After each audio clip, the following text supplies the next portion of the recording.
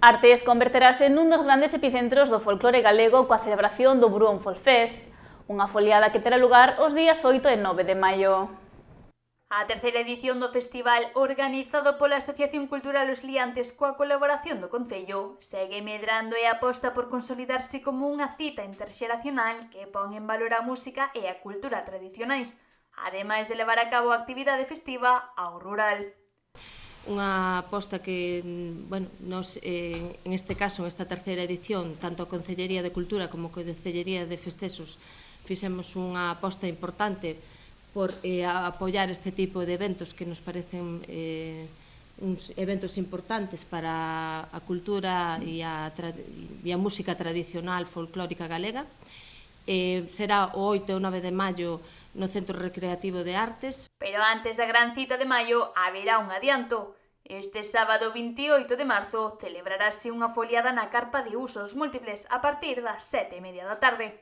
Ata 16 grupos tradicionais participarán nesta xornada que combinará música, baile, sorteos e actividades para recadar fondos destinados ao festival. O Bruón naceu como un encontro para celebrar a música tradicional, as raíces da nosa cultura e que nos une como galegos e galegas. Non só é un festival, así, é un festival que está marcado no epicentro da música ahora mismo en Artes, porque a nivel que está indo cada día, cada ano vai a máis, polo que estou vendo. Tamén, a parte, o ano pasado estuve ali e había todas as clases de edades, tanto de nenos como nenas, mozos e xente maior. Eu penso que non se pode perder a oportunidade de estar eses días aí, a parte representa o que é a nosa cultura como galegos que somos. O Bruón Folkfest desenvolverase en 2 xornadas. O venres 8 de maio incluirá unha mesa redonda centrada na comunicación, coincidindo co Día das Letras Galegas.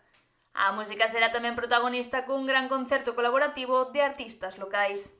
A xornada iníciase o viernes día 8, empezamos cunha mesa redonda na que se vai a tratar sobre a temática que está este ano homenaxeada nas letras galegas, que é a escritora Begoña, que aparte era tamén periodista, e vamos ter un cariño hacia a comunicación. Vamos a facer algo que iremos desgranando nos próximos días, relacionado coa comunicación, cas letras galegas, e tamén achegándonos á figura da homenaxeada. O sábado 9 a programación abrirase ao público infantil co espazo Bruonciño e continuará con xogos, obradoiros e concertos onde as voces femininas e o baile terán especial protagonismo. O que facemos é invitar aos segmentos máis novos das distintas asociacións a canteira, por así dicilo, para que veñan e suban ao escenario, o mesmo escenario onde van a actuar o resto de artistas e profesionais que van a vir máis tarde, e ali eles cantan, bailan, amosan o seu arte, e son os protagonistas, e nós pasamos a ser os espectadores. Este ano, como novidade neste apartado, tamén van a ter un parladoiro cunha persona relevante da música folk galega. Como novidade tamén se presentou a camiseta oficial deste 2026, inspirada no Boi Bruón, que xa se poderá adquirir durante a foliada deste sábado.